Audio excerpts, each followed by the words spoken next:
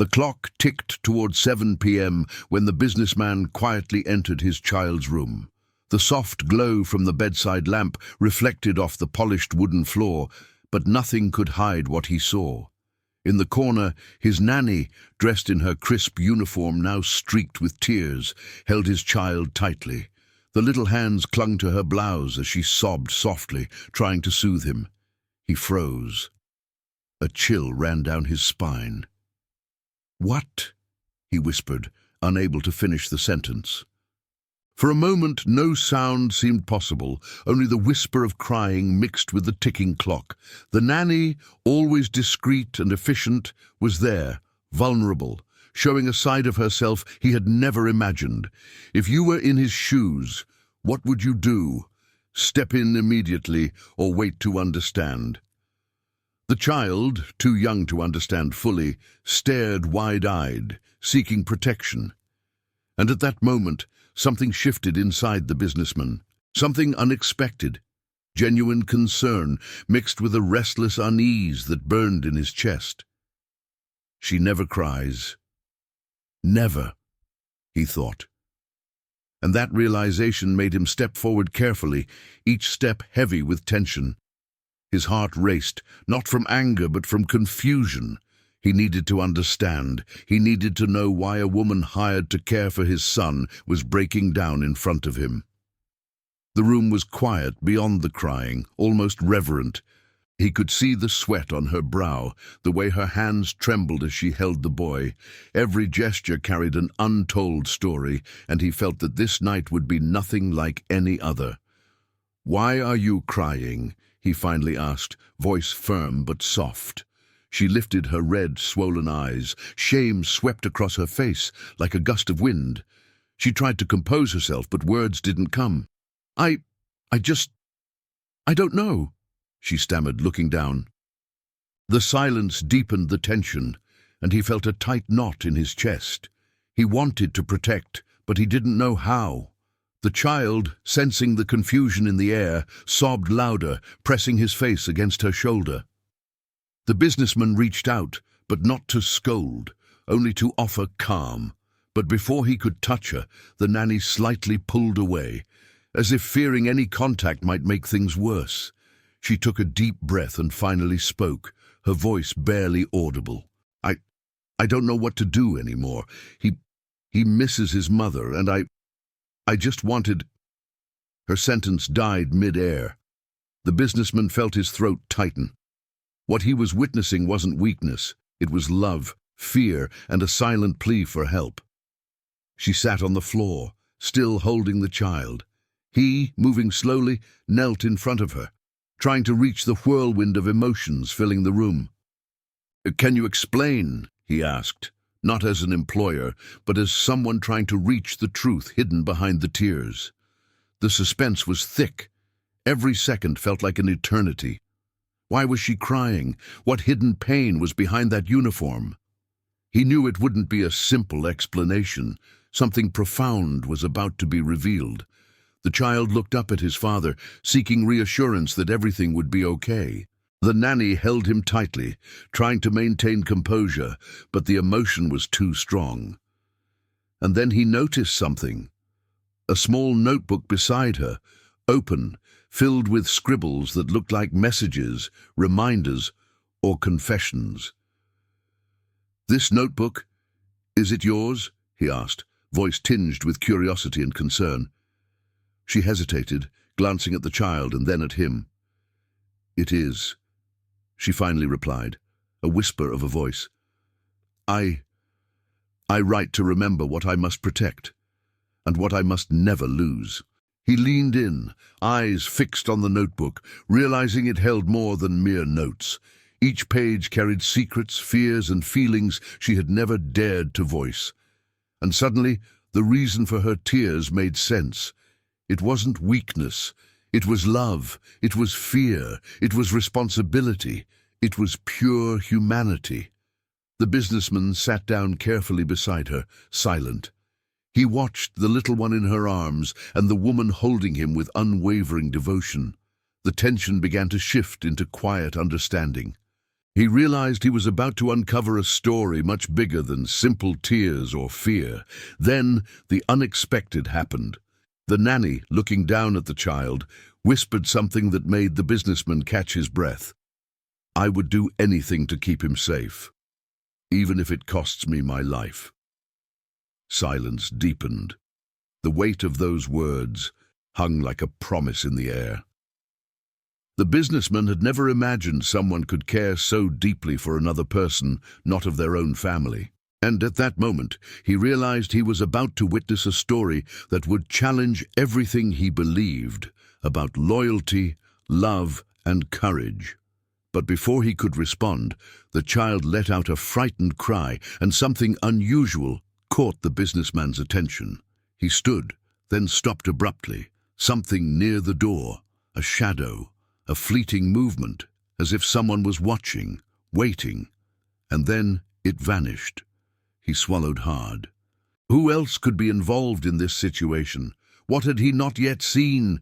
The nanny looked at him, eyes wide, and said only, He isn't supposed to know this yet." At that moment the tension peaked.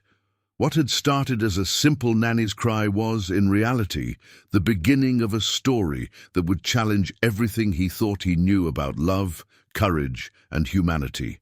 He took a deep breath and asked, "So, what is really happening here?" She looked at him, hesitated for a heartbeat that felt like forever, and finally replied, "You're not going to believe this." The night air in the city was crisp as the businessman David walked out of his office, still replaying the scene from earlier in his head. He could not shake the image of his nanny Emily sitting on the bedroom floor, holding his son Jacob, as if the world had fallen apart around them. He had seen employees cry before, but this was different. There was no hesitation in her tears, no attempt to hide her feelings. It was raw, honest, and somehow powerful. David had always been the type to keep emotions in check. Board meetings, investors, even family dinners, all handled with precision, like a well-oiled machine. But seeing Emily like that shook him. He had to understand why she was breaking, why a woman who worked in his house, who was always quiet and professional, was suddenly a storm of emotion in the middle of his son's room. He remembered the notebook she had left open. Scribbles, little notes, reminders, but they were more than that. They were pieces of a life he knew nothing about. Each page hinted at fears, dreams, and sacrifices that made him wonder if he had ever really looked at the people around him. The next morning, David returned home earlier than usual. The house was quiet, unusually so, and Emily was already in the kitchen preparing breakfast. She looked up when he walked in, eyes tired but alert, and quickly forced a polite smile. "Morning, Mr. Lewis," she said, trying to sound cheerful. "Jacob's still asleep. I thought I'd make some pancakes for when he wakes up." David nodded, studying her carefully. "Emily, about last night. He stopped. Words felt heavy. How could he confront someone without sounding harsh or judgmental? Instead, he softened. "I just want to understand. Can we talk later? Alone?" Emily hesitated. A flicker of fear crossed her face, quickly replaced by composure. "Of course," she said quietly. As David walked toward the stairs, he noticed how small she looked in the spacious kitchen, how her uniform seemed almost too large, swallowing her petite frame. He realized something he hadn't noticed before. In his world of luxury and control, Emily existed quietly, almost invisibly. She carried responsibilities no one else saw. She cared for his child, cleaned his house, kept everything in perfect order, but her own struggles were hidden behind her professional smile. When they finally sat down in the living room, with Jacob still snoozing upstairs, David tried to start gently. "Emily, I want to understand. What happened last night?" She looked down, twisting a napkin between her hands. Her voice was low, shaky. "It's not just about last night. It's everything. This job. It's not just work for me. Jacob, he's special to me. I I worry constantly that I'm failing him. I want to give him love, but sometimes I feel invisible. Like no matter what I do, it's not enough." David listened, leaning back on the couch, trying to absorb her words. He had hired her to care for his child, yes, but he had never imagined the depth of responsibility she felt. Her fears weren't about the job. They were about love, about protecting someone smaller, weaker, innocent, someone who trusted her completely. "Emily, you've never let me see this side of you," he said finally. I didn't realize how much you carry. You've been strong for a long time." She lifted her head, eyes glistening. "Strong? I feel tired. I feel like I'm always pretending I can handle everything, but sometimes I just break." David nodded. He understood more than she knew. "I think maybe you don't realize how much you do for Jacob, how much he needs you. And I guess I didn't see it either because I'm wrapped up in my world, your feelings. I've ignored them." For the first time, Emily allowed herself a small smile, a mixture of relief and caution. "I just want to do right by him," she whispered. David leaned forward. "And you do, every day, more than you know." The conversation hung in the air. Outside, the city moved on, oblivious to the quiet drama in this house. But inside, something shifted. For the first time, David wasn't seeing Emily as just a nanny. He was seeing a person, a motherly figure, a human being with fears and hopes of her own. And Emily? She felt the weight of her own heart lighten slightly, knowing someone finally recognized the burden she carried silently every day. Later that morning, David observed her interacting with Jacob. She knelt on the floor, tying his little sneakers, whispering silly rhymes that made him giggle. Her voice softened when she spoke to him, her hands gentle, confident. And when Jacob looked up and smiled at her, David saw why she cried the night before. Her love for this child ran deeper than words, stronger than any fear. But the scene wasn't without tension. David noticed subtle hints of anxiety in her expression, the way she glanced toward the stairs as if expecting someone to enter unexpectedly, or the way she paused mid-sentence, eyes flicking toward the hallway. Something was still weighing on her. He asked gently, "Emily, is there something else? Something I'm not seeing?" Her gaze dropped again. "It's complicated," she said quietly. "I've been through things I don't usually share, and sometimes they catch up with me. I didn't want Jacob to feel my fear. That's why I cried. I didn't want him to see that the person he depends on could be human too." David's heart tightened. He understood now. Her tears were not weakness. They were love, responsibility, and fear all wrapped together. And he realized he had misjudged her. For years he had assumed efficiency equaled loyalty, and loyalty equaled silence. But Emily's loyalty was louder than words. It was in her actions, her care, her sacrifice. And then the thought hit him. If this was the first time he had really seen her like this, what else had he missed? How many small acts of courage, patience, and love had gone unnoticed? He knew he had to learn, not just to understand her, but to protect the bond between her and Jacob, which was clearly vital. And as he watched Emily gently lift Jacob into her arms again, whispering soft reassurances, he realized he had stepped into a world he had ignored, a world of quiet heroism and deep, unspoken love. Just as David thought he was beginning to understand, he noticed something on the kitchen counter, the small notebook now closed, with a folded piece of paper sticking out. He picked it up, and his blood ran cold. Written in Emily's neat handwriting were 3 words that made his heart stop. "I can't stay." David had barely slept that night. The image of Emily sitting on the floor, holding Jacob, haunted his mind like a photograph he couldn't erase. By morning he was tense, restless, and uncharacteristically distracted at the office. Even a simple board meeting felt unbearable. His mind kept drifting back to her words, to the little notebook with the ominous note, "I can't stay." By mid-morning, he found himself driving back home without planning to. He told his assistant he had an urgent matter with family, though in reality it was something more personal. The moment he arrived, the house felt different. Emily was already there, tidying the living room, but she froze the second she saw him. Her expression was a mix of relief and nervous apprehension. "Mr. Lewis," she said softly. David didn't answer immediately. He just looked at her, noticing subtle changes.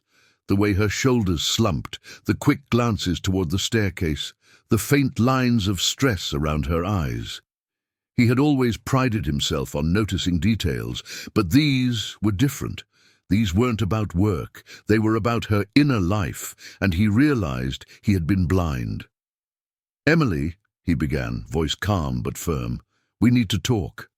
Alone." She hesitated, then nodded. Her hands fiddled with the dish towel as she led him to the study. Once inside, the door closed behind them, and the silence was almost suffocating. David sat across from her, leaning slightly forward. "I found your note," he said quietly, pulling the small notebook from his jacket pocket. "I need you to explain what you meant. Why would you think you can't stay?" Emily's hands gripped the edge of the table. She swallowed hard, eyes darting to the floor. I can't keep this up forever," she admitted. "The responsibility, it's heavier than anyone sees, and sometimes I feel like I'm failing him." David's jaw tightened. "Failing him," he repeated. "Emily, you're the only constant in his life. The way you care for him. It's more than any job description. You're amazing at this. Why would you even think you're failing?" Her eyes filled with tears, but she blinked them back. "Because he's a child who doesn't have his mother. And every day I see him longing for her, and I try to fill that space, but sometimes I feel like it's impossible. And last night I just broke down. I thought no one would ever understand." David's chest tightened. He had seen her cry, yes, but hearing the reasoning behind it, seeing the depth of her guilt and fear, struck him harder than he expected. He wanted to comfort her, to tell her it wasn't her fault, but another part of him, the part that ran his empire with rules and boundaries, stirred uneasily. "Emily," he said carefully, "I get it. I really do. But you need to be honest with me. If you're thinking about leaving, or if you feel like you're at your limit, I need to know. Jacob depends on you." She shook her head quickly. "I'm not leaving. Not yet.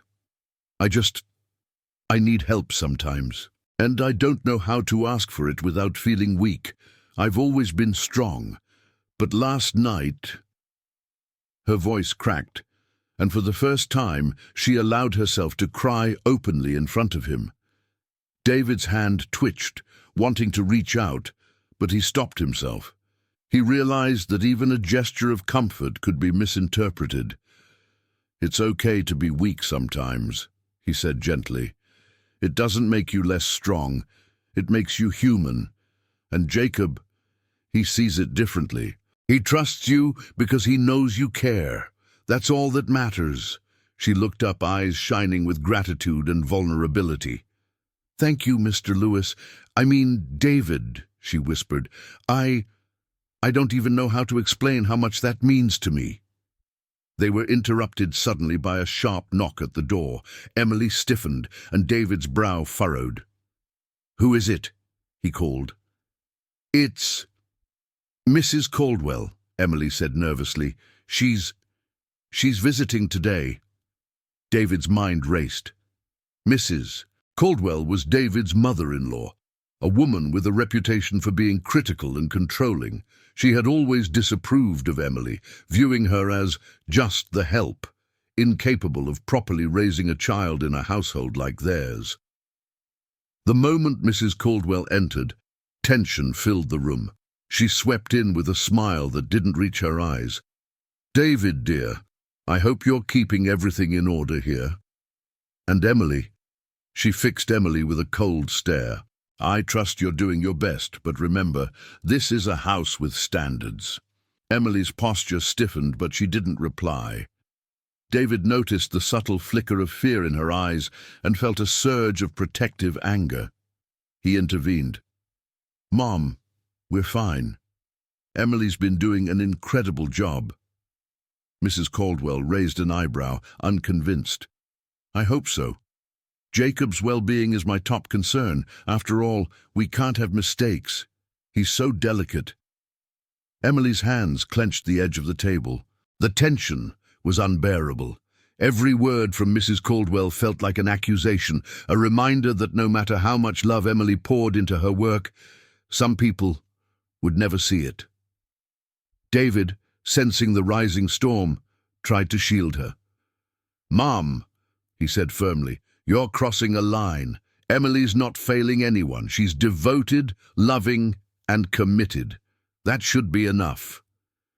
Mrs. Caldwell's lips pressed into a thin line. "We'll see," she said, leaving the comment hanging like a threat. After she left, Emily let out a shuddering breath. David leaned back, feeling the emotional weight of the situation pressing down on both of them. "I'm sorry," he said softly. "You didn't deserve that." "It's fine," she replied, voice trembling. "I'm used to it. But sometimes it's hard. I want to do right by him. I don't want to fail him or you." David shook his head. "You're not failing anyone. I see you. Jacob sees you.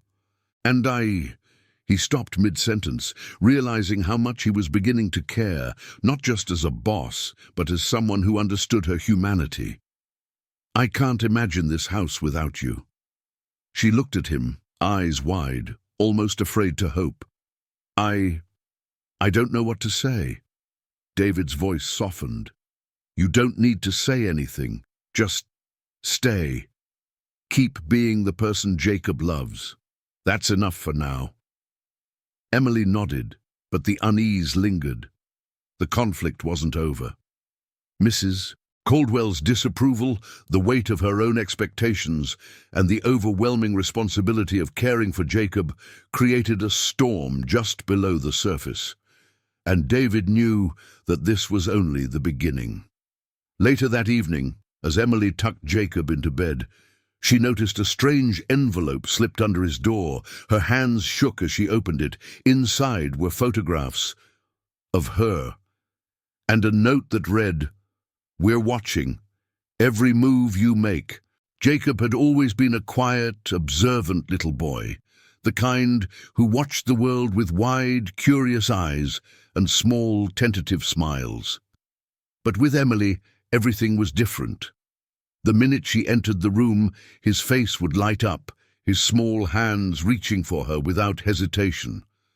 There was an unspoken understanding between them, a bond that seemed to grow stronger with every shared laugh, every bedtime story, every whispered promise. That morning, as sunlight streamed through the tall windows of the living room, Emily sat on the carpet, building a tower of blocks with Jacob. Each block she placed was deliberate, careful, patient, and Jacob mirrored her movements, giggling every time the tower wobbled but didn't fall. "Higher!" he shouted, clapping his tiny hands.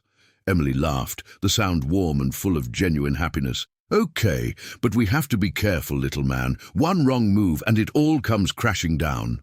He leaned over her shoulder, eyes shining. "You're the best builder ever, Emily." Her chest swelled with a quiet pride, but she tried to hide it behind a modest smile. "I've had a lot of practice," she replied softly, brushing a strand of hair from her face. David, standing at the doorway, watched silently. For a moment, he didn't step forward. He simply let them exist in their world, a little bubble of warmth and trust, that he had never fully understood before. Watching Emily with Jacob, he realized just how much influence she had over his son's happiness and emotional growth. She wasn't just a caretaker, she was a source of stability, love, and security, something money could never buy. Jacob suddenly leaned forward and rested his small head against Emily's shoulder. "I like it when you're here," he whispered. Emily's throat tightened. She kissed the top of his head and held him close. "I like being here too, Jacob," she whispered back. "Always." It wasn't just about building towers or reading books. It was about trust.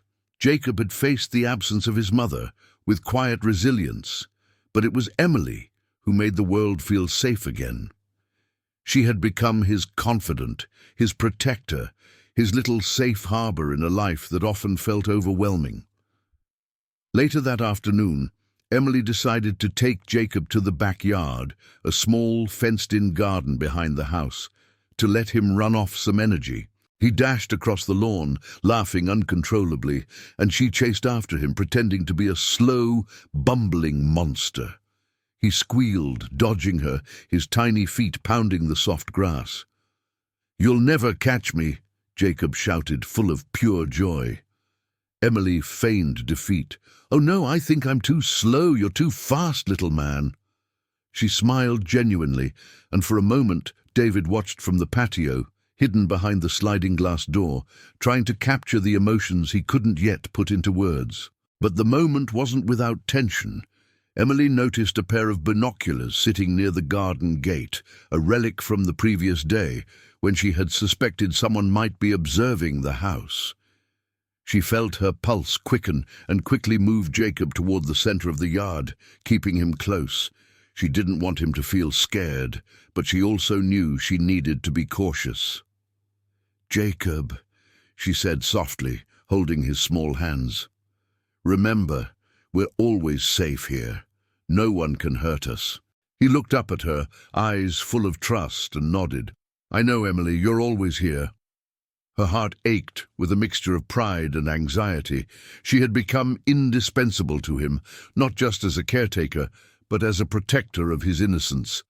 And yet, she couldn't shake the lingering fear that something or someone was watching, waiting for a moment to disturb the peace they had created. Back inside the house, David found himself reflecting on the scene he had just witnessed. He realized that the emotional connection between Emily and Jacob wasn't just strong, it was foundational. Without it, Jacob might have grown up feeling the absence of his mother even more acutely. And yet, with Emily, there was laughter, comfort, and trust. He walked into the living room, not to interrupt, but to quietly observe. Emily noticed him and smiled briefly, a small gesture of acknowledgement and reassurance. David returned the smile, realizing that this household operated on emotions and bonds, not just schedules and rules. The afternoon passed in a blur of games, storytelling, and laughter.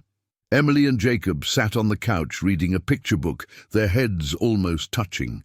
She pointed to the illustrations, asking questions, making silly voices, and encouraging him to describe the scenes. He giggled at her antics, leaning against her as if she were the most important person in the world. David sat on the stairs, watching silently, feeling a mix of awe and concern. He had always known Emily was good at her job, but witnessing this bond in real time made him see her in a completely different light. She wasn't just competent, she was extraordinary. And yet, he also realized how vulnerable she was. Her devotion made her indispensable to Jacob, but it also exposed her to emotional risk. If something went wrong, she could be crushed under the weight of responsibility. That evening, as the sun began to set, Emily prepared Jacob for bed. She helped him change into pajamas, brushed his hair, and tucked him under the soft blankets. He clutched a stuffed bear tightly, and she kissed his forehead. "Good night, Jacob. Sleep well," she whispered. He reached out and hugged her, small arms wrapping around her waist. "I love you, Emily. Thanks for staying." Tears pricked her eyes. I love you too, Jacob. Always.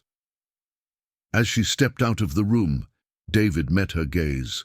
For the first time, words weren't necessary. He understood now. The bond between them was unbreakable, a silent promise of care and protection. But as he turned to leave, Emily noticed something on the floor near the bed. A small, folded piece of paper. It hadn't been there before. She picked it up cautiously, unfolding it. Her breath caught. Written in jagged, hurried handwriting were the words, "We're not done watching you." Her pulse raced. She clutched the note tightly, heart pounding. Jacob was asleep, oblivious to the danger lurking just beyond the safe walls of their home. And yet, she knew instantly, someone was paying attention, someone who didn't approve of the bond she shared with Jacob. Emily swallowed hard, forcing herself to take a deep breath. She had always faced challenges, but this felt different. A shadow of fear crept over her, but she pushed it down, focusing on what mattered most, Jacob's safety and trust. Emily looked up at the darkened window and whispered to herself, "Who is doing this, and why?" Her eyes widened as she caught a fleeting movement outside, a shadow passing across the yard. Someone was there, watching, waiting. The morning sunlight filtered through the tall windows of the Lewis mansion, but the warmth it brought did little to ease the tension hanging in the air. Emily moved quietly through the kitchen, preparing breakfast for Jacob, her hands steady but her mind racing. Ever since the note she had found last night, "We're not done watching you," she hadn't felt completely safe. Every creak of the floor, every rustle outside the window made her pulse spike. Jacob, oblivious to the undercurrent of fear, bounded into the kitchen, eyes bright and cheerful. "Good morning, Emily. Are we having pancakes?" Emily forced a smile. "Good morning, sweetie." "Yes, pancakes, just the way you like them." David entered the kitchen moments later, noticing the small tension in Emily's shoulders. He knew something had changed. The note, the shadow outside, he could see it had shaken her. He walked over and placed a hand on her shoulder. "You okay?" he asked softly. Emily hesitated, glancing toward Jacob. I think so," she said, forcing a small nod. "It's nothing." David wasn't convinced. He had always trusted his instincts, and right now they screamed that something was off. He remembered the subtle gestures, the quick glances Emily had made yesterday. She was trying to hide fear, but he could see it. Before he could press further, the phone rang. Emily jumped slightly, and David quickly picked it up. On the other end was a sharp, formal voice, his mother, Mrs. Caldwell. "David, I need to speak with you immediately," she said, tone clipped. "It's about Emily." David's stomach sank. He had hoped to protect her from unnecessary criticism, but it seemed Mrs. Caldwell's scrutiny wasn't going to let up. "What's wrong?" he asked cautiously. "There are concerns," she said firmly. "I don't want to alarm you, but some things about her behavior, her attentiveness to Jacob, it's raising eyebrows. People are talking. I think you need to look closer at what's happening in your own house." David felt a surge of anger. "Mum, she's amazing with Jacob. She's more than qualified. What are you implying?" "I'm just saying," Mrs. Caldwell replied, voice tight, "that you should be careful. Trust is earned. Appearances matter." He hung up slowly, a knot forming in his chest. Emily noticed the change in his expression. "Everything okay?" she asked. David forced a smile, though his mind was racing. "It's fine, just some family concerns. Don't worry about it." But Emily couldn't shake the unease. The note, the shadow, and now this warning from David's mother, it all added up. She knew that someone was deliberately trying to unsettle her, perhaps even sabotage the trust she had built with Jacob. The day progressed with an almost unbearable tension. Emily focused on Jacob, reading books, playing games, and trying to maintain a sense of normalcy, but every knock on the door or unexpected phone call made her flinch. She felt eyes on her everywhere, some unseen, some all too visible. By mid-afternoon, David had joined her in supervising Jacob's activities. He tried to offer subtle support, but he could feel Emily's anxiety like a tangible weight pressing down on the room. Suddenly, the front door opened. One of the household staff, a junior assistant, walked in, carrying a small envelope. His face was tight with nervousness. "This was left at the front gate," he said, handing it to Emily. Her hands trembled as she opened it. Inside were more photographs, this time of her entering the Lewis mansion over the past week, along with cryptic notes. "We see everything. You're not safe here." Emily's breath caught. Her pulse raced.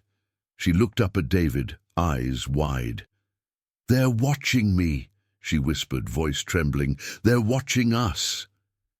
David's jaw tightened. His protective instincts flared. "Who? Who's doing this?" "I don't know," she admitted. "I've never seen them, but I can feel it. They're here. They're always there." David tried to calm her, placing a reassuring hand on her shoulder. "We'll figure this out. You're not alone. I promise you, Emily, nothing is going to happen to Jacob or to you while I'm here." Despite his words, the tension in the house was palpable. Every staff member seemed suddenly suspect. The quiet whispers among the servants, the hushed tones of conversation in the hallways, all of it added to Emily's growing fear. She knew she had to remain vigilant, but the constant scrutiny and mistrust made her feel trapped. As the afternoon wore on, Emily found herself alone in Jacob's room, trying to organize his toys. She bent down to pick up a puzzle piece when she noticed something unusual, a small, folded paper tucked beneath his bed. Heart pounding, she picked it up. Another note. "We know what you're capable of. Don't get too close." Fear twisted in her stomach. The bond she had built with Jacob, the trust they shared, suddenly felt threatened. She realized that someone was deliberately trying to destabilize her emotionally, making her doubt herself and her place in the household. David entered the room just as she was reading the note. His expression darkened when he saw her pale face. "What is it?" he asked. Emily handed him the note, voice shaking. "They're trying to scare me. I don't know who, but I feel like we're being watched constantly." David read the note, his eyes narrowing. His protective instincts had reached a peak. "Emily, I don't know who's behind this yet, but I swear we'll get to the bottom of it. No one is going to hurt you or Jacob, not while I'm here." She looked at him, tears brimming in her eyes. I don't want to fail him. I don't want him to be scared because of me." "You're not failing anyone," David said firmly. "You've done more for Jacob than anyone could. That bond you have with him, it's unbreakable, and I'll do everything I can to protect it."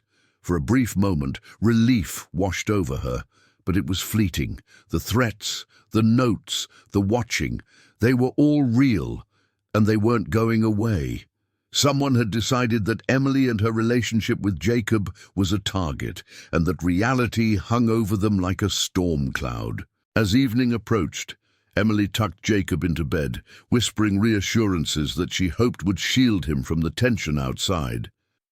She kissed his forehead and lingered, watching his chest rise and fall with steady breaths. She had fought so hard to build this bond, to provide love and safety, and now it felt as though that very bond was being tested in the most frightening way. As she turned to leave, she noticed a shadow flicker across the hallway outside Jacob's room. Someone was there, watching, waiting. And when a low, deliberate whisper reached her ear, "You can't protect him forever," Emily froze, heart pounding, realizing the danger had entered their home. The house was silent, except for the ticking of the antique clock in the hallway. Emily sat in the living room, her hands wrapped tightly around a mug of coffee, heart still racing from the shadow and the whispered threat from the previous night. You can't protect him forever. Her mind was a whirlwind of fear, anger, and determination. Whoever was targeting her and Jacob thought they could break her, but they didn't know her. David had been pacing the house for the last hour, muttering under his breath, scanning windows, doors, and corners, as if expecting someone to jump out at any moment. His usual composed demeanor had vanished, replaced by the protective instincts of a man who finally understood just how indispensable Emily was, not just to his son, but to the stability of his household. Emily took a deep breath and stood. "David," she said firmly, "we can't just sit here waiting. Whoever is doing this is testing us. We have to act smart, not scared." David stopped pacing and turned toward her, surprised by the firmness in her voice. She had always been capable, but today there was something different, a quiet power that demanded attention. "You're right," he said, his tone measured. "What do you suggest?" Emily hesitated for a moment, then pulled her phone from her pocket. "I've been thinking about this for weeks, but now it's serious. We need evidence, cameras, logs, anything that can tell us who's watching, and—" She trailed off, biting her lip. "And?" David prompted. "I speak another language," she admitted quietly. "Fluent Spanish. I can try to communicate with the delivery people, the staff, anyone who might know something without raising suspicion. If someone is following us, they won't expect me to uncover it." David's eyes widened. He had always known Emily was resourceful, but he hadn't realized the full extent of her skills. "Emily, you're amazing," he said softly. "I had no idea." She smiled faintly, the tension in her shoulders easing just a bit. "I've had to be. Life doesn't give you second chances when you care for someone else's child. Jacob depends on me, and I'll do whatever it takes to keep him safe." With a plan forming, they set to work. Emily discreetly approached the staff, speaking in Spanish, asking questions about deliveries, unusual visitors, and anything suspicious. She received vague answers at first, but her persistence paid off. One of the junior staff members, embarrassed by her fluency, revealed that someone had been seen loitering near the property several times in the last week. David's protective side flared. "Why didn't anyone tell me this sooner?" "They didn't want to alarm you," Emily replied calmly, surprising him with her composed demeanor. "I think they thought I'd handle it." Together they reviewed security footage from the cameras around the house. Emily's eyes scanned the screens meticulously, noticing small details that David had missed. A figure, always just out of focus, appeared at the edges of the frames, a shadowy presence that had been following them, careful not to be noticed. "That's them," Emily whispered, pointing to the blurry image. "See? Always there, always observing. And they've been cautious but predictable." David's hand tightened into a fist. "We're going to find out who this is. No one threatens my family in my house, not my son, not anyone I care about." Emily nodded. "We need to be strategic. I can't just confront them. They'll disappear before we know it. But I can anticipate their moves. I've done it before." David looked at her, astonished. "Emily, you've been protecting him more than I realized. You've been watching out for him in ways I never even considered." She shrugged, humility in her posture. "I just do what has to be done. Jacob doesn't ask for protection, but he needs it. That's enough for me." The rest of the afternoon passed in a tense rhythm.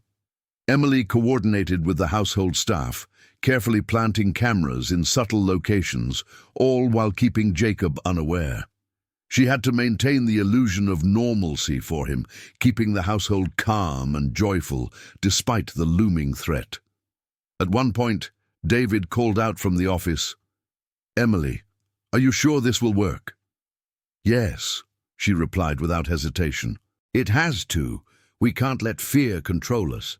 Not now, not ever." By evening, they had gathered enough evidence to confirm that someone had been actively surveilling the property. The tension that had weighed so heavily on Emily began to shift into determination. She was no longer merely reacting. She was taking control. Later that night, while Jacob slept peacefully upstairs, Emily and David sat reviewing the footage again. The figure moved closer to the front gate, seemingly unaware that the cameras were tracking every step. "This is it," Emily said quietly. "We have proof. Now we just need to decide how to handle it." David leaned back, admiration in his eyes. "Emily, you're incredible. I don't know what I'd do without you." She shook her head. "Don't say that. This isn't about me. It's about keeping Jacob safe, and about proving to whoever is doing this that they can't scare us, that they can't control us." Her voice hardened with resolve. "I've faced worse in my life. I've had to protect children, families, and myself from threats no one else could handle. This is just another test." David nodded. He had seen her strength before, but never like this. He realized that Emily's courage didn't come from fearlessness. It came from love, responsibility, and the refusal to let harm touch those she cared for. She had turned every challenge into a reason to fight, and now, with the surveillance footage as evidence, she held the upper hand. Emily finally allowed herself a moment of quiet satisfaction. She had turned anxiety into action, fear into strategy. She had revealed her hidden strengths, and for the first time in days she felt the balance shift in her favor. But just as she was about to stand and take a break, a faint noise from the hallway made her freeze. The front door had creaked. Someone was entering. Her pulse raced as she motioned for David to stay silent. The shadow moved closer, and Emily's instincts kicked in. She grabbed the nearest object, a heavy book, and held it ready. A low voice spoke from the darkness. "I wouldn't do that if I were you." Emily's heart skipped a beat. The figure stepped into the dim light, revealing someone she had never expected. A familiar face, someone connected to David's inner circle. Emily's breath caught in her throat. What are you doing here?" she whispered, realizing that the real challenge was only just beginning, and this time it was personal. The house was unusually quiet that evening. Emily sat at the dining table, reviewing the surveillance footage on her laptop for the third time, her fingers tense on the keyboard. Every shadow, every movement outside the property had been catalogued. Whoever had been watching them was methodical, patient, and calculated, but Emily was determined to outsmart them. David entered the room quietly, holding 2 mugs of tea. He set one in front of her. "You've been at this all day," he said gently. "You need a break." Emily shook her head, refusing the warmth of the cup. "I can't, not yet. We're too close. I can feel it. Whoever is doing this, they'll make a move tonight. And I want to be ready." David studied her, awe mixing with concern. He had never seen such unshakable determination. "You've got incredible focus," he said softly. I hope we're not underestimating them." Before Emily could answer, a sudden loud crash came from the kitchen. Both of them jumped. Jacob's small voice followed, calling out, "Emily! David! What was that?" Emily's heart leapt into her throat. She grabbed a flashlight and motioned for David to follow. "Stay calm, Jacob. It's probably nothing," she called as she moved toward the noise. When they reached the kitchen, the scene was shocking. Plates were scattered across the floor, the contents of the pantry strewn everywhere. But more than that, a small figure, David's personal assistant Tim, was frozen in the doorway, looking terrified. "What happened?" Emily demanded. Tim pointed toward the pantry. I don't know. I heard noises and then it just... stuff fell. I swear I didn't touch anything." Emily bent down to inspect the floor. It looked deliberate. Someone had ransacked the pantry, leaving signs of intrusion but taking nothing. Her mind raced. This was no random act. It was a message, a demonstration of power. David clenched his fists. "This is getting out of hand." Whoever's doing this is not just trying to scare us. They're testing boundaries. They want to see how far they can go. Emily nodded grimly. Then we'll show them we're not afraid. She paused, then noticed something odd, a small folded piece of paper taped under the kitchen counter. She carefully unfolded it. The note was typed, precise, and chilling. "Stop looking, or the next one won't be so harmless." Her breath caught. Whoever was targeting them was escalating, and it was becoming personal. Emily's mind worked furiously. She had dealt with threats before, but this felt different. The intruder wasn't random. They had access, knowledge, and patience. They were watching her, David, and especially Jacob, waiting for the right moment to strike. David placed a hand on her shoulder. "We need to call security, immediately. I can't believe I didn't notice this sooner." Emily shook her head. "No. Calling security might make them disappear tonight. We need to catch them in the act, to show them we're not defenseless. I know their pattern. They've been predictable." David looked at her, stunned. Her courage was remarkable, but the danger was real. "Emily, are you sure?" "I'm sure," she said firmly. "We've prepared, we've observed, and we know their habits. If we act smart, we can stop them before they hurt anyone." The night fell, and the mansion grew darker with each passing hour. Emily and David stationed themselves in separate parts of the house, flashlights in hand, eyes trained on doors, windows, and shadowed corners. The tension was unbearable. Every creak, every rustle of leaves outside sent their hearts racing. Suddenly, Emily caught movement in the living room. A shadow passed quickly across the far wall. She signaled to David, who was monitoring the hallway camera feed. "I see it," he whispered. "It's moving toward the office. Don't let it out of sight." Emily moved cautiously, keeping low, flashlight aimed. The intruder froze for a moment, as if sensing they had been spotted. And then, chaos. A loud crash, followed by the shattering of glass. Emily's heart leapt. Someone had thrown a heavy object into the office window. The intruder, revealed now in the dim light, was none other than Tim, the assistant who had claimed to be terrified earlier. "Tim?" Emily gasped. He smirked, a cold, calculating expression replacing his fearful facade. "You didn't think it would be that easy, did you?" David's voice was firm, controlled but trembling with anger. "Why, Tim? Why are you doing this? Who are you working for?" Tim laughed, a sharp, cruel sound. "You think this is about money? About the house? No, it's about power. It's about proving that no one gets close to Jacob. Not you, not her, especially her." Emily felt a chill run down her spine. "What do you mean? Jacob trusts me. He loves me. Why would you hurt him?" Tim's eyes narrowed. "He's a valuable child, with connections and inheritance. Someone like you. Getting that close is unacceptable. You're overstepping. And tonight, I'm teaching you a lesson." Before Emily could react, he lunged toward the office door, but David intercepted him, grabbing his arm. A struggle ensued, David's strength against Tim's desperation.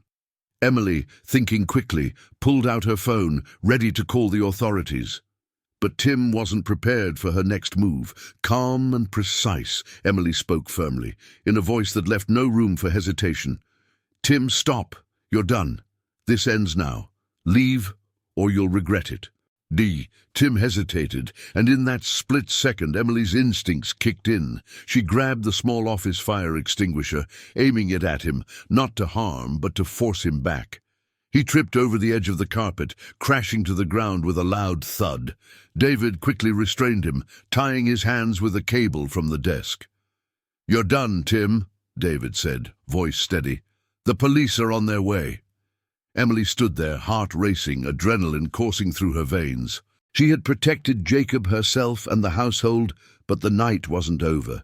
She realized that Tim had been just the first layer of a much larger threat. Someone had orchestrated this, someone powerful, and the real danger might still be out there. She wiped the sweat from her brow, trying to calm her racing thoughts. David, we're not safe yet.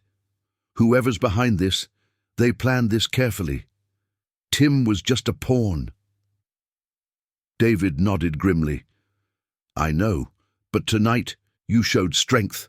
You protected our family. I don't know how I would have done it without you. Emily felt a flicker of pride, but it was fleeting. Her mind was already strategizing, already preparing for what was next. She had discovered her own hidden strength, resilience, courage, and resourcefulness, but she knew the real test wasn't over.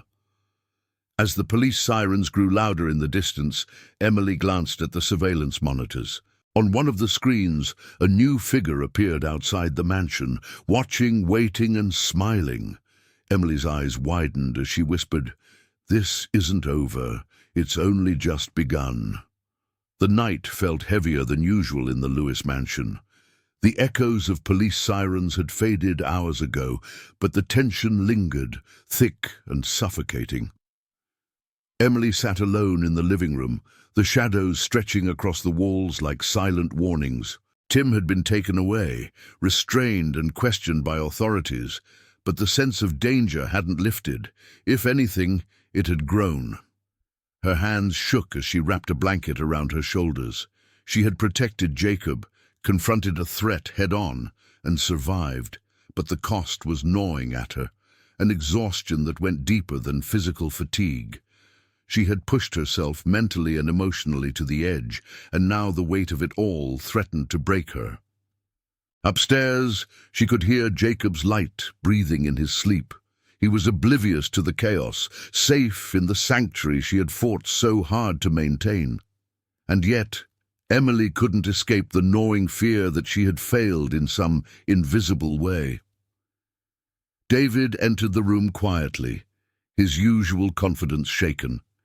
His expression was grim, his eyes filled with concern.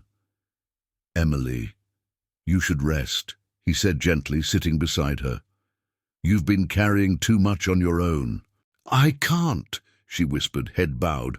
"Every time I close my eyes, I think about what could have happened. What if I'd been too slow? What if Jacob? What if I failed him?" David reached for her hand, squeezing it reassuringly. "You didn't fail him. You saved him. You've been incredible. Don't let the fear of what could happen take away from what did happen." Emily shook her head, tears spilling down her cheeks. "I'm not just scared for him. I'm scared for me. I'm scared of losing everything I've worked for, of losing his trust, of being alone in this house with threats lurking in every shadow." David pulled her into a protective embrace, murmuring softly, "You're not alone. Not now, not ever. We're in this together. You've proven your strength, more than anyone could imagine." But Emily couldn't fully take comfort. The events of the past weeks had pushed her to a breaking point. She thought back to the note, the shadowy figures, Tim's betrayal, and the whispered threats. Every obstacle, every danger, every hidden adversary had built a wall around her, a wall of anxiety and isolation. And now, with the latest attack, she felt herself standing at the edge of that wall, teetering on the brink of collapse. As she wiped her tears, a faint sound drew her attention, a soft creak coming from the direction of the nursery. Her heart raced. Could it be an intruder, or was it just the house settling? She forced herself to move toward the sound, each step deliberate, careful, her senses on high alert. When she reached the door, she paused, listening. Jacob's breathing was steady, but a small whimper came from him. Emily's chest tightened. She opened the door slowly and found him sitting up in bed, eyes wide and glistening. "Emily," he whispered, voice trembling, I had a bad dream. Someone was in my room." Her heart broke. She sank onto the edge of the bed, pulling him into her arms. "Shh, it's okay, baby. It was just a dream. You're safe. I'm right here." Jacob clung to her, small hands gripping her shirt. But I was scared. I know, she whispered, stroking his hair. I know, and I'm so proud of you for telling me. You're brave, okay? Braver than anyone. She held him close, trying to absorb the fear he had felt and replace it with warmth and reassurance. But as she looked into his eyes, a sharp pang of guilt shot through her. She had promised safety, and yet the world outside their home seemed determined to shatter that promise. The door creaked again behind her. Emily tensed, spinning around. David stepped in, his expression soft but concerned. He's safe, Emily. He's fine, he said gently. You've done everything right. Emily nodded, but the trembling in her hands betrayed her inner turmoil. I can't shake the feeling that it's not over, that something worse is coming. David's jaw tightened. Then we prepare. We don't let fear control us. You've faced danger before. Look at what you've accomplished.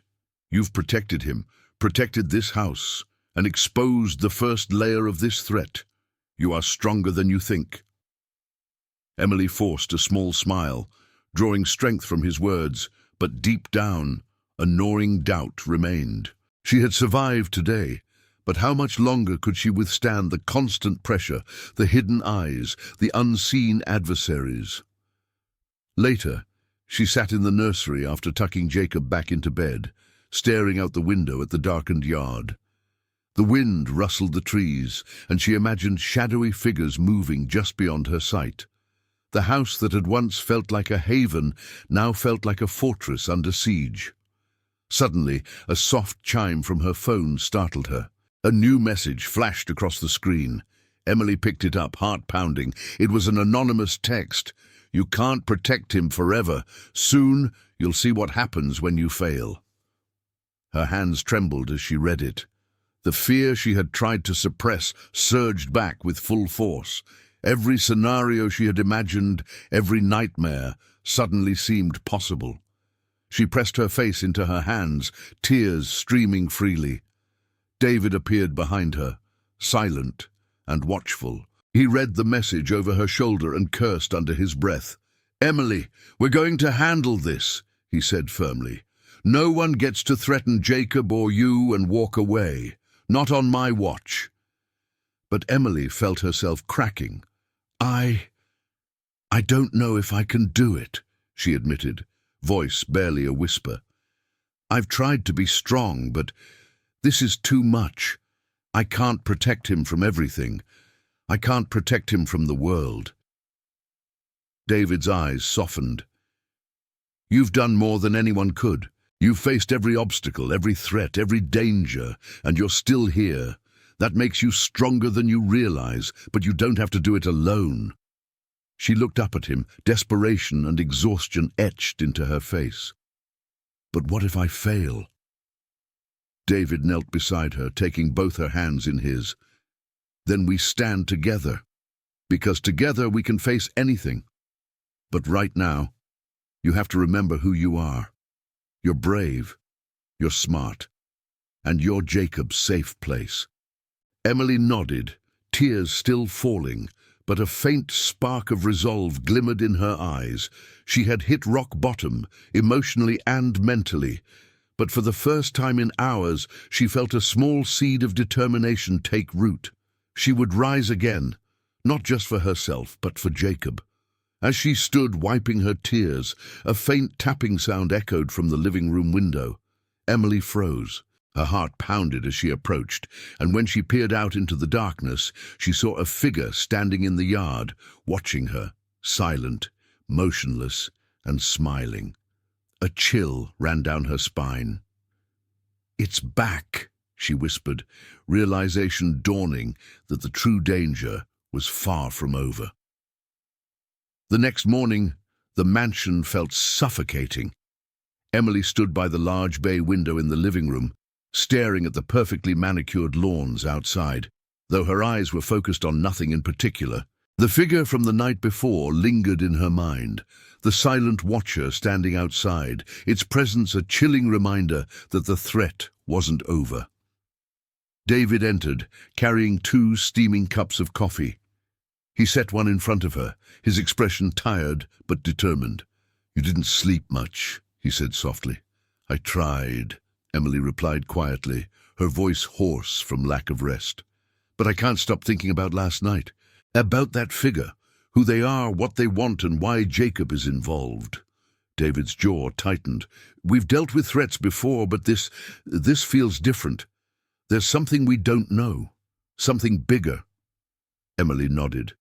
She had that same nagging feeling. This was no ordinary intruder. Tim had been just a pawn, a diversion.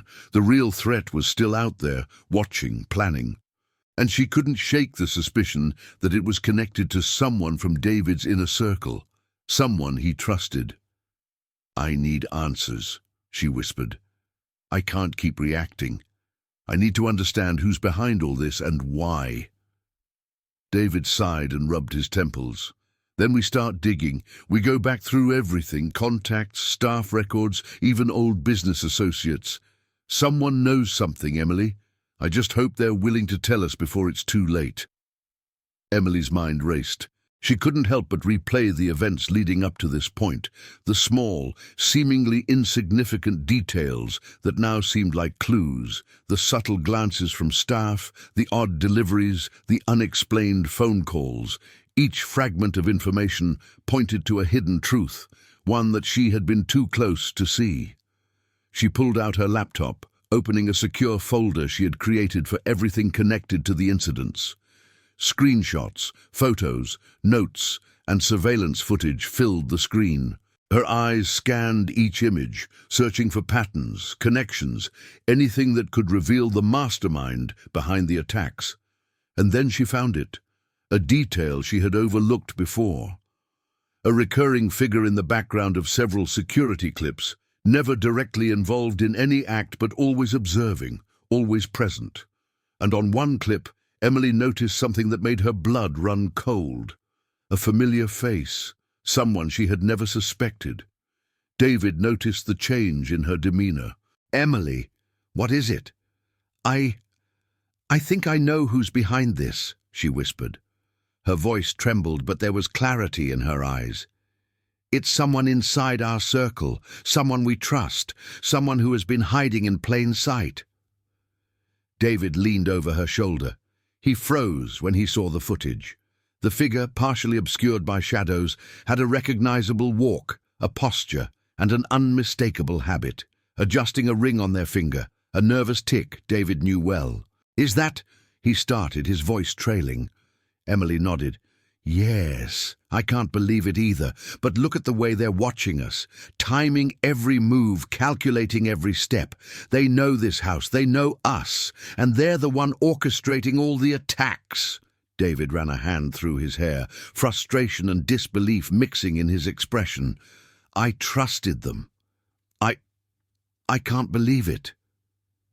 Emily's jaw tightened. "We don't have time to process betrayal. We have to act. Whoever this is, they won't hesitate to strike again, and next time, it might not just be property. They might go after Jacob or even us." They spent the next few hours methodically piecing together evidence. Emily contacted some discreet allies, staff members she could trust, and old acquaintances who might have information. Each conversation was a careful dance, designed to extract truth without alerting the culprit. And then, finally, they got it. A confession. A brief, indirect acknowledgement from a staff member who had been coerced by fear and loyalty. The mastermind behind the attacks had been manipulating Tim, using him to send threats, ransack rooms, and create fear. The motive, control, power, and access to Jacob's future inheritance.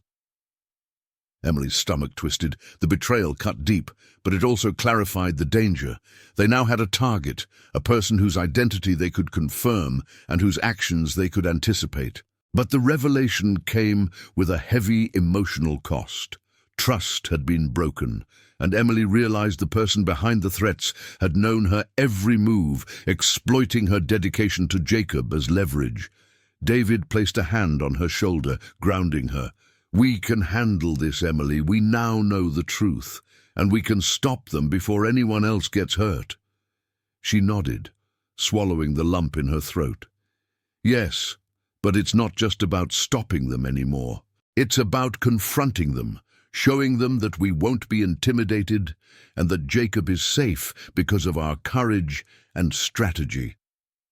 Emily's mind raced as she formulated a plan.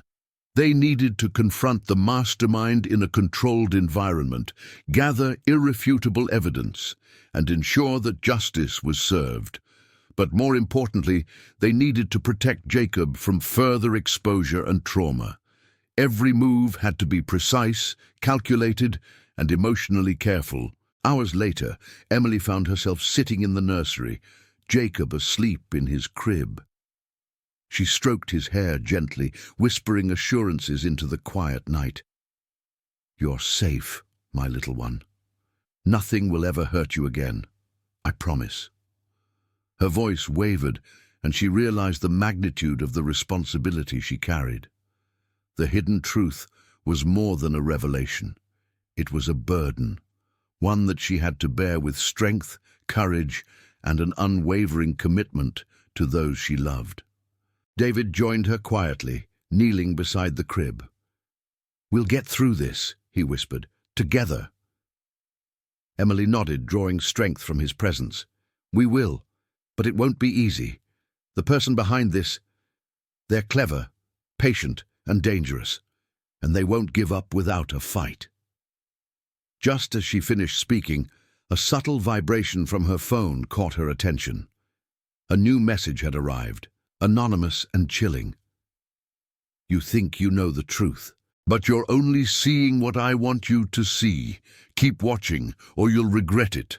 Her heart raced. The revelation had brought clarity, yes, but also new danger. The mastermind was still at large, and they were watching every move Emily and David made. Every step toward justice was being monitored, every decision weighed against her. Emily's hands clenched around the phone. She had uncovered the hidden truth, revealed the betrayal, and identified the mastermind. But the real challenge was just beginning. The emotional weight, the looming threat, and the stakes for Jacob were higher than ever. Emily's eyes widened as she looked out the nursery window. In the moonlight, she saw a shadow, tall, still, and deliberate, standing at the edge of the yard. And in that shadow, she recognized the unmistakable silhouette of the mastermind, watching, waiting, and smiling. "They're here," she whispered, realization sinking in, heart pounding, "and they're not leaving until they get what they want." The morning sun barely cut through the heavy curtains, casting long shadows across the mansion's grand living room. Emily sat rigidly on the couch, staring at the coffee cup she barely touched, her mind racing. After the revelation of the mastermind in Chapter 9, nothing felt safe anymore.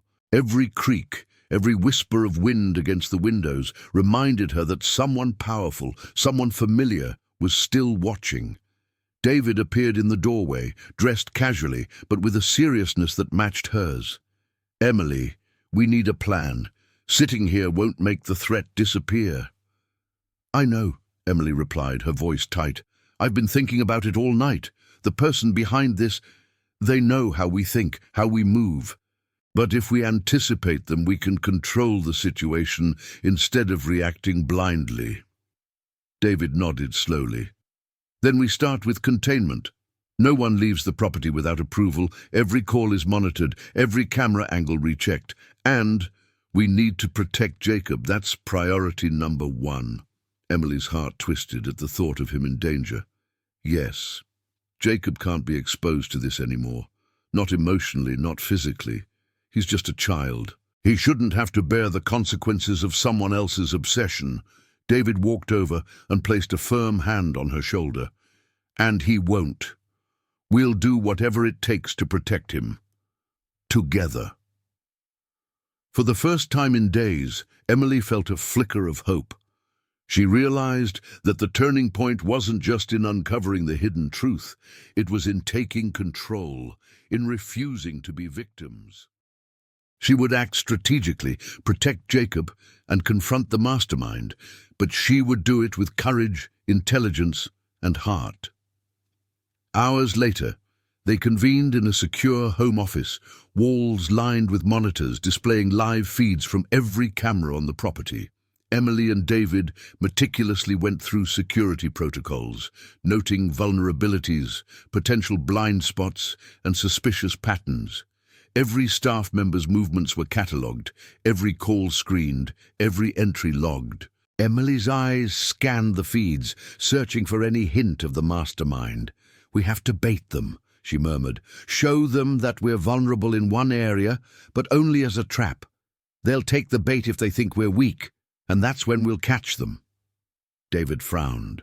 "It's risky. If we miscalculate, we could endanger ourselves, or Jacob." "I know," Emily admitted. "But the alternative is waiting and reacting. That hasn't worked. It never has." They spent the afternoon setting up a controlled scenario in the east wing of the house. Emily ensured that Jacob was safely occupied in the playroom under the supervision of a trusted staff member. Every detail had been considered: lights, cameras, escape routes, and even a decoy laptop to draw attention. As dusk fell, the mansion felt alive with tension. The air seemed electric, charged with anticipation. Emily moved quietly through the halls, flashlight in hand, checking cameras and sensors, her heart racing with a mix of fear and determination. Finally, it happened. A shadow flickered past the East Wing camera. Emily's pulse jumped. She signaled to David, who was stationed in the surveillance room. "They've taken the bait," she whispered, her voice steady despite the adrenaline pumping through her veins. "Now we wait and watch." Minutes stretched into eternity. Then movement, deliberate, careful, confident. The mastermind emerged from the shadows, glancing around as if confirming no one else was present. Emily's stomach tightened. She recognized the walk, the posture, even the faint scent that had clued her in earlier. It was someone she had trusted, someone close to the family. David's voice came through her earpiece, low and tense. "Do not engage until I give the signal. Wait for confirmation." Emily crouched behind a pillar, observing. The figure moved closer to the decoy laptop, fingers brushing over the keyboard. It was exactly as she predicted, confident, arrogant, and overestimating their advantage. "This is it," she murmured, gripping the flashlight tightly. Her mind raced with strategies: how to expose, how to disarm, how to protect Jacob, and how to ensure no one could deny what was happening. Suddenly, the figure froze, sensing something. Emily's heart leapt. She saw them glance toward a hidden camera, a monitor showing the surveillance feed. They had noticed the trap. Panic flickered across their face for the first time. David's voice came again. "Now!" Emily stepped out from behind the pillar, flashlight illuminating the figure, her voice calm but authoritative. "It's over. Step away from the laptop. You're done." The mastermind's eyes widened in disbelief. "Emily, how?" "You underestimated me," she interrupted. "You thought I wouldn't see the patterns, the timing, the manipulation. You thought we'd react blindly. But we've been planning for this. For every move you made, we've had a counter." The figure's arrogance wavered. "This isn't possible. You can't—" Emily advanced, her voice unwavering. "I am protecting Jacob.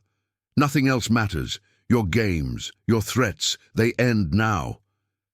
David appeared behind her, blocking any escape route. "It's over. Tim was just a pawn. You're the one responsible. And now justice will catch up with you." The mastermind's shoulders slumped, realizing the trap had worked perfectly. Every manipulative action, every calculated threat, they had underestimated Emily's intelligence, resourcefulness, and determination.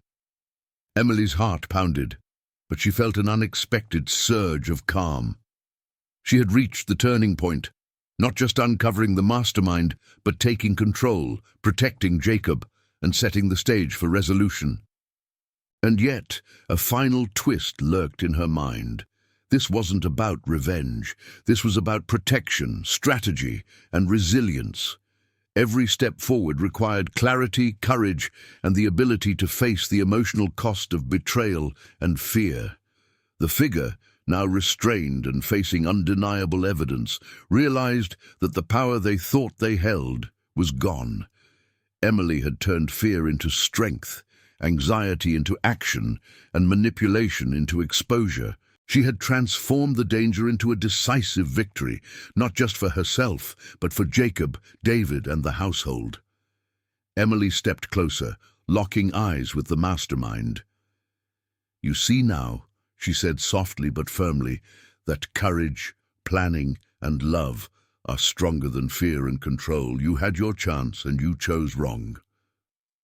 The figure said nothing, defeated, as David called the authorities to take them into custody. Every detail had been recorded, every action documented, and no one could deny what had happened. Emily exhaled, a mixture of relief and exhaustion washing over her. She had navigated betrayal, fear, and extreme danger, but she had emerged victorious. For the first time in weeks, she allowed herself to feel the weight of that accomplishment. As Emily and David returned to Jacob's room, she glanced at the window. Outside, in the fading twilight, a faint silhouette stood in the yard, watching. But this time it wasn't hostile. Instead, a small envelope had been left at the edge of the lawn, addressed to Emily. She picked it up, hands trembling. Her heart raced as she opened it and read the note. "This is only the beginning. What you've uncovered is just the tip of the iceberg." The first rays of sunlight spilled across the mansion, illuminating the grand halls that had felt tense, shadowed, and haunted for weeks. Emily stood in the foyer, taking a deep breath, her eyes sweeping over the familiar space. The house, once a symbol of comfort, had been a battlefield of fear, betrayal, and danger. But today felt different. Today, she felt the faint stirrings of justice. David appeared beside her, carrying 2 mugs of coffee. "Morning," he said softly, handing her one. "You look tired but resolved." Emily accepted the cup, warmth spreading through her hands. "Tired," she admitted, "but also relieved. We've exposed the mastermind. Jacob is safe, and for the first time in weeks, I feel like we can finally start to heal." David nodded, his eyes scanning the halls with protective vigilance. "It's a long road, but you've carried so much already. And today, we begin to close this chapter, for all of us." They moved through the mansion with purpose, checking security one last time and ensuring every staff member was aware of the protocols. Emily felt a sense of calm settle over her as she realized that the immediate threat was neutralized. But she also knew that redemption wasn't just about stopping danger. It was about repairing trust, restoring peace, and rebuilding lives that had been disrupted by fear and betrayal. In the kitchen, Emily found Jacob sitting at the breakfast table, coloring quietly. His small hands gripped crayons tightly, and his brow was furrowed in concentration. When he noticed her, his face lit up with a smile that broke through her lingering anxiety. "Good morning, Mommy," he said softly. "Did everything go okay?" Emily knelt beside him, brushing a lock of hair from his forehead. "Yes, sweetheart, everything is okay now. You're safe, and no one is going to hurt you again." Jacob's eyes glistened with unshed tears. "I was scared, but I knew you'd protect me." Emily's heart swelled. "Always, my love, always." She held him close, feeling the weight of the past weeks begin to lift. Later, David called a family meeting in the living room. Staff members, who had been witnesses to the events, gathered with nervous energy. Emily stood at the front, her posture calm, her voice steady. "We've faced a lot of challenges recently. There's been fear, deception, and betrayal. But now we have clarity. We know who was behind the attacks, and the authorities are handling it. Justice will be served." There was a collective sigh of relief from the room. Whispers of gratitude and apologies filled the air as staff members recognized the courage Emily had shown and the risks she had taken to protect everyone in the house. David stepped forward. "And beyond that," he said, "we've learned lessons about trust, responsibility, and the importance of standing together. Emily's actions have shown us all what it means to be courageous and selfless." Emily felt warmth in her chest, but she didn't let herself be distracted. She needed to address the mastermind, now in custody, and ensure that the emotional scars left by the betrayal were acknowledged. The authorities had arranged for a controlled meeting, allowing Emily to confront the person who had caused so much pain. She entered the room with measured steps, heart pounding but voice steady.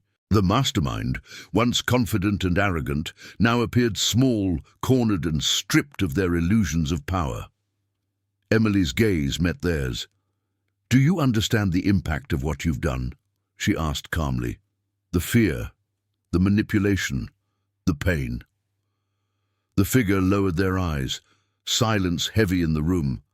Emily continued, her voice unwavering. "This isn't about revenge.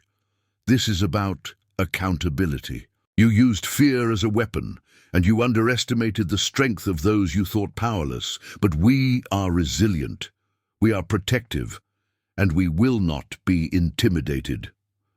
A faint tremor in their voice revealed the first cracks in their composure. I didn't mean—" Emily held up a hand. "It doesn't matter what you meant, it matters what you did. And now justice will take its course. But I hope you understand, someday, the real cost of your actions, the emotional toll on the innocent, the trust you shattered, and the fear you instilled." Leaving the room, Emily felt a mixture of relief and fatigue. The confrontation had not been about triumph over fear, but about closure, recognition, and accountability. Back at the mansion, she checked on Jacob, who had been playing with a new toy David had brought him. He looked up at her and smiled, the pure innocence in his eyes, reminding her of why she had fought so hard. "You're my hero," he said quietly, hugging her leg. Emily knelt down, returning his embrace. "And you're mine, Jacob. You've been so brave too." David appeared beside them, resting a hand on Emily's shoulder. "You've turned everything around, from fear to strength, from danger to redemption. You've shown that courage, love, and resilience can overcome even the darkest times." Emily nodded, tears forming but held steady by pride and love. She understood that redemption wasn't just about exposing the mastermind. It was about recognizing the courage within herself and the people she cared about, rebuilding trust and forging a new path forward. Later that evening, the mansion felt alive with warmth and quiet celebration. Staff members prepared a modest dinner, sharing stories and laughter, acknowledging Emily's role in protecting them and Jacob. The atmosphere was lighter, brighter, and filled with the promise of normalcy returning. As Emily stood in the hallway, overlooking the calm chaos of the household, her thoughts drifted to the future. The challenges they had faced had been monumental, but they had also revealed her inner strength, resilience, and capacity for leadership. She knew that life would continue to bring challenges, but now she had proof that she could face them, protect those she loved, and create order from chaos. David joined her, placing a hand on her back. "You've earned this," he said softly. "Not just safety for Jacob, but peace for yourself. You've faced everything, and now it's time to heal." Emily exhaled, the tension in her shoulders finally releasing. "Yes, it's time. Time to rebuild, to restore, and to move forward." She glanced toward Jacob's room, hearing his soft laughter from inside. A smile curved her lips. The redemption wasn't just hers, it belonged to him, to David, and to everyone who had witnessed courage and integrity in the face of fear. Just as Emily turned to leave the hallway, a soft envelope slid under the front door. She froze. Her hands shook slightly as she picked it up, recognizing the familiar handwriting. Her heart pounded as she opened it.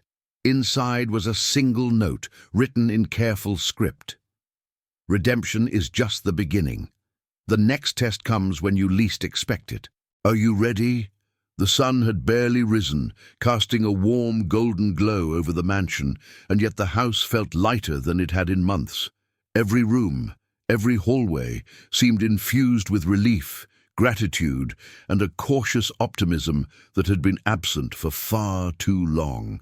Emily stood at the top of the grand staircase, overlooking the living room below, where Jacob laughed freely with David and a few of the trusted staff members. For the first time in weeks, the sound felt safe, ordinary, and deeply comforting. Her heart swelled. They had faced fear, betrayal, and danger together. But now a sense of closure began to settle in. This chapter, the final chapter of chaos and uncertainty, was about more than survival. It was about transformation, understanding, and the lessons that came from every tear shed and every step taken with courage. David appeared beside her, offering a gentle smile. "Morning," he said. "You're watching the house wake up, aren't you?" Emily nodded, her eyes still on Jacob. "I can't help it. Seeing him laugh, hearing him speak without fear. It's the reminder of why all of this mattered. Why every moment of fear, every struggle was worth it." David placed a hand on her shoulder. "And it was. You've done more than protect him. You've shown him and all of us what courage and resilience look like. You've taught the real meaning of family and strength." Emily turned to him, a faint tear glistening in her eye. "I just hope I can carry that lesson forward. I hope I can keep protecting him, teaching him, and living with the same integrity that got us through everything." The day unfolded gently, almost like a balm on the household's weary nerves. Breakfast was calm, filled with laughter and light conversation. Staff members, who had witnessed Emily's courage, expressed their gratitude in quiet ways. A reassuring nod, a warm smile, a whispered "thank you." Emily felt their appreciation deeply, knowing that what she had done wasn't just for her own peace of mind, but for the well-being of everyone around her. Later, she took a walk in the garden with Jacob. The roses were in full bloom, their petals a vivid reminder that beauty could thrive even after storms. Jacob held her hand tightly, looking up at her with wide, trusting eyes. "Mommy," he said, "why did all the bad stuff happen?" Emily paused, considering her words carefully. "Sometimes, sweetie, people make choices that hurt others. But what matters is how we respond. We can let fear control us, or we can act with courage, love, and kindness. That's what keeps us strong." Jacob's small hand squeezed hers. "So we have to be brave?" Emily smiled gently. "Yes, sweetheart. And brave doesn't mean not being scared. It means facing your fears and doing what's right, even when it's hard." The lesson she gave Jacob wasn't just for him. It was a reflection of her own journey. She had faced betrayal from someone she trusted, threats that seemed insurmountable, and the crushing weight of protecting a child's innocence. And yet, through every trial, she had chosen courage over fear. Back inside, Emily and David convened a small meeting with the staff. They discussed ways to strengthen the household, ensure ongoing safety, and create a supportive environment for Jacob. Emily emphasized transparency, kindness, and shared responsibility, encouraging everyone to be vigilant, while also fostering trust. "Safety isn't just about security systems," she said. "It's about caring for each other, watching out for each other. And that's what will keep this house and this family strong." David nodded in agreement. "Emily's right. Trust and courage are as important as locks and cameras. We've all learned that in the hardest way possible." As the day progressed, Emily reflected on the events that had brought them to this point. The threats, the hidden mastermind, the betrayals, and the emotional roller coaster had all been devastating, but they had also revealed strength, loyalty, and the power of love. Every tear, every fear, and every moment of doubt had been a stepping stone toward redemption and clarity. That evening, the household gathered in the living room for a quiet reflection. Emily stood before everyone, her voice steady and warm. "We've been through so much together. We've faced fear, deception, and danger, and yet here we are, stronger, closer, and wiser. Let this be a reminder that courage isn't about never being afraid. It's about facing what scares us, protecting those we love, and never giving up, even when the odds are against us." The staff listened in silence, many of them holding back tears. They had seen Emily's bravery firsthand, and her words resonated deeply. It wasn't just a speech, it was a reflection of lived experience, a lesson forged in fire. Emily knelt beside Jacob, who had curled up in her lap. "And you," she whispered, "remember that your heart is stronger than any fear. You've seen the power of courage, love, and trust. Carry it with you every day." David placed a hand on her shoulder, looking at her with quiet admiration. "You've done something incredible, Emily. You've protected him, led everyone through fear, and shown what true strength looks like." Emily smiled softly, tears of both relief and pride in her eyes. "We've all learned something. Fear doesn't define us. How we respond does. And love always has the power to heal, protect, and guide us forward." As night fell, Emily tucked Jacob into bed, his small face relaxed and peaceful. She kissed his forehead, whispering one final promise. "You are safe, always, and I will do everything in my power to keep it that way." Later, Emily and David sat together on the porch, watching the stars appear over the quiet mansion. The air was still, the chaos of previous weeks replaced by a sense of calm and resolution. Emily reflected on the lessons she had learned, the risks she had faced, and the courage that had brought them through the storm. "It's over," David said quietly. "For now. But the lessons we've learned, those stay with us forever." Emily nodded, gazing at the stars. "Yes, and the most important one is that the heart, no matter how small or seemingly powerless, carries the greatest strength. Sometimes the poorest heart carries the richest soul." Just as she spoke, a soft breeze rustled through the trees, as if the universe itself had acknowledged their journey. The mansion, once a place of fear and tension, now felt alive with hope, love, and resilience. Emily looked out over the property, her hand resting on David's. Though the immediate danger was gone, the world beyond their gates was unpredictable. Yet she felt ready, stronger than ever. With courage, love, and the lessons she had learned, she knew they could face anything. And in that moment she whispered to herself and the universe, "No matter what comes next, we are ready. And together, we will always overcome."